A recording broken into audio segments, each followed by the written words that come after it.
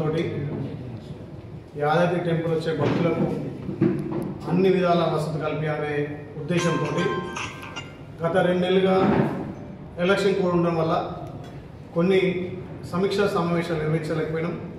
అయినా ఇక్కడ ఆలయ ఈవో భాస్కరరావు గారు కానీ, శాశ్వత ధర్మకర్త పెద్దలు నరసింహాచారి గారు కానీ, పెద్దలు పెద్ద పూజారి వాళ్ళ సమక్షంలో సంబంధిత స్టాఫ్ అందరూ కూడా గడిచిన ఈ 2 నెలలు ఎంత ఎండాకాలమైనా వచ్చే భక్తులకు ఎన్నో విధాల సకల సౌకర్యాలు కల్పించిన ఘనత వాళ్ళకే దక్కింది. నిజంగా వాళ్ళకి ప్రత్యేకంగా ధన్యవాదాలు తెలియజేస్తూ, ఈ కాంగ్రెస్ ప్రభుత్వం వచ్చిన తర్వాత మొదటగా నేను గుట్ట పైకి వచ్చి సందర్శించి ఏమేమి ఆశించినమో, ఏ రకాల భక్తులకు వసతులు కావాలనుకున్నామో అందులో ఒక్కొక్కటిగా పురోగతి చెందుతున్నాయి అని చెప్పి చెప్పడంలో అతిశయోక్తి లేదు. ముఖ్యంగా గత సాంప్రదాయాలను ఒక్కొక్కటిగా నిలబెట్టుకుంటూ వచ్చి ఆలయ అభివృద్ధి పేరు మీద కొన్ని సాంప్రదాయాలు బంద్ అయినప్పటికీ వాటిని నేను ఇక్కడ స్థానిక ఎమ్మెల్యేగా, ప్రభుత్వ విప్గా ఇక్కడ వాళ్ళందరి సహకారంతో, ముఖ్యంగా పంతులు కానీ, ఇక్కడ శాశ్వత ధర్మకర్త కానీ, చైర్మన్ గారు కానీ ఒక్కొక్కటిగా ఇప్పటికీ అభివృద్ధి చేసుకుంటూ వచ్చినాం. ఇంకా కూడా చేయాల్సింది చాలా ఉంది. కొన్నిటి మీద నిర్ణయం తీసుకోవడం కోసం ఇవాళ గౌరవ ఈవో గారు ప్రత్యేకంగా మీటింగ్ ఏర్పాటు చేసిండ్రు. దాంట్లో చాలా విషయాలు చర్చించి ఒక నిర్ణయం తీసుకొచ్చినాం. ప్రభుత్వం దృష్టికి తీసుకుపోయి అక్కడ కూడా డెవలప్మెంట్ సంబంధించినటువంటి అనుమతులు కూడా కొన్ని తీసుకొని ఇక్కడ మా లెవెల్లో అయ్యే వాటిని ఇక్కడ ఇంప్లిమెంట్ చేసుకుంటూ, అక్కడ కమిషనర్ కానీ ఎండోమెంట్ మంత్రితోటి తీసుకున్న నిర్ణయాలు గౌరవ ముఖ్యమంత్రి దృష్టి కూడా కొన్ని తీసుకుపోవాల్సిన అవసరం ఉంది. వాటిని అన్నింటినీ కులంకషంగా స్టాఫ్తో కానీ ఇక్కడ ఉన్నటువంటి అధికారులతోటి చర్చించడం జరిగింది.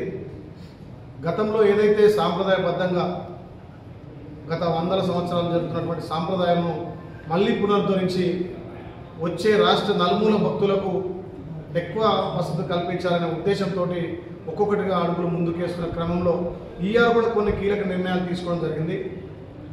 మొన్నటి వరకు ఏదైతే రాష్ట్ర నలుమూల వచ్చే భక్తులకు దర్శనానికి, స్వామివారి దర్శనం ఈజీగా కావడానికి కొన్ని వసతులు తీసుకొని క్యూ లైన్లో కూడా ఎప్పటికప్పుడు పరిశుభ్రంగా ఉంచడానికి కొంత స్టాఫ్ను కూడా పెంచి దర్శనం కూడా ఈజీగా సులభంగా గతంలో వచ్చే భక్తులకు ఇప్పుడు ఒక 4-5 ఇంతలుగా జనం పెరగడంతో, భక్తులు పెరగడంతో వాళ్ళకి అన్ని వసతులు కల్పించడంతో ఎండాకాలం వస్తే భక్తులు ఎండల్లో కాలు కాలితే ఉరికేది, నడుచుకుంటూ ఉరికేది.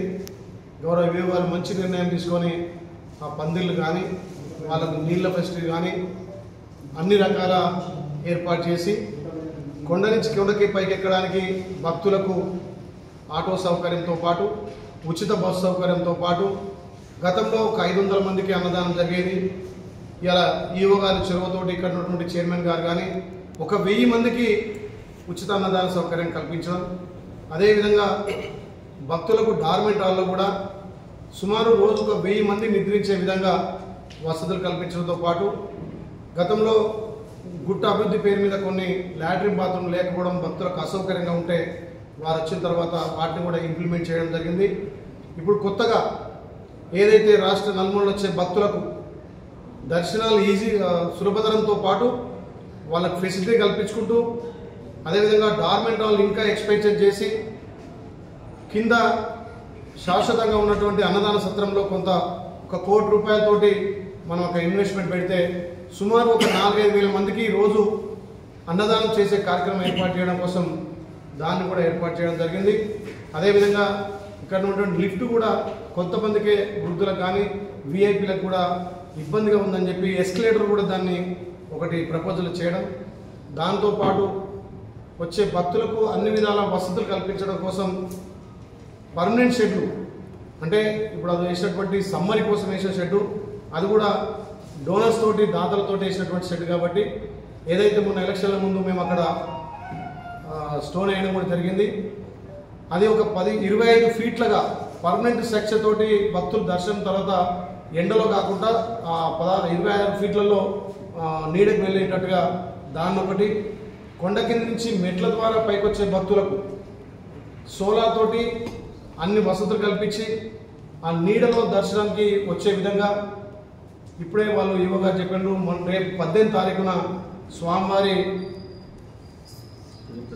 గిరి ప్రదక్షిణ, స్వామివారి స్వాతి నక్షత్రం రోజు సుమారు ఒక 5,000 మందితో గిరి ప్రదక్షిణ చేసి వాటికి కూడా అక్కడ ఉన్నటువంటి వైటీడీ ఈ గారితో కూడా ఈ వారం రోజుల్లో అన్ని ఏర్పాట్లు చేసి గిరి ప్రదక్షిణలో నడిచే వాళ్ళకి ఎలాంటి ఇబ్బందులు లేకుండా కూడా చర్యలు తీసుకోమని చెప్పడం జరిగింది. దీనికి సంబంధించినటువంటి పంతులు కూడా, ఎందుకంటే గతంలో వచ్చే భక్తులకు ఇప్పటికీ 4-5 టైమ్స్ ఎక్కువ వచ్చారు కాబట్టి ఇంకా కూడా పంతుల ఫెసిలిటీ కూడా, అంటే కొంతమంది కొత్త వాళ్ళని కూడా రిక్రూట్మెంట్ చేయాలని చెప్పి నిర్ణయం తీసుకోవడం జరిగింది. ప్రభుత్వం నుంచి అనుమతులు తీసుకుంటాం. అదేవిధంగా చాలామంది క్రౌడ్ ఉన్నప్పుడు స్వామివారిని సరిగ్గా చూడలేకపోతున్నారు. స్వామివారి నిజ దర్శనం ఎట్లుంటుంది, అక్కడ ఉన్నటువంటి ఉత్సవమూర్తులు కానీ అక్కడ ఉన్నటువంటి స్వామివారి స్వయంభూ మూర్తులను చూడడానికి క్యూ లైన్లోనే స్వామివారి ఇలా ఉంటారు లోపల గర్భగుడిలో. అంటే స్వామివారిని ఇట్లా చూడొచ్చు అనేది ఫస్టే వాళ్ళు ఒక ఆలోచనకు వచ్చే విధంగా గుళ్ళకి వచ్చేటప్పటికి ఆ స్వామివారిని మొత్తం వాళ్ళు మనసులో పెట్టుకొని గుడికి వచ్చిన తర్వాత అక్కడ తొందర స్వామివారిని దర్శనం చేసుకునే విధంగా ఏర్పాటు చేయాలి.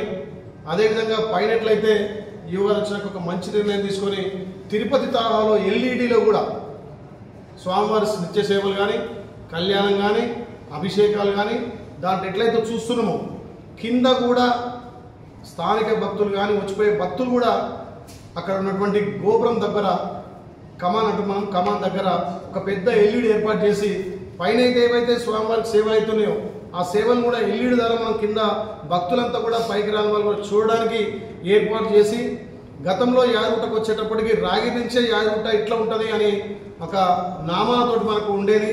ఆ సాంప్రదాయాన్ని కూడా మళ్ళీ పైన ఇక్కడ రాగి నుంచి అవసరం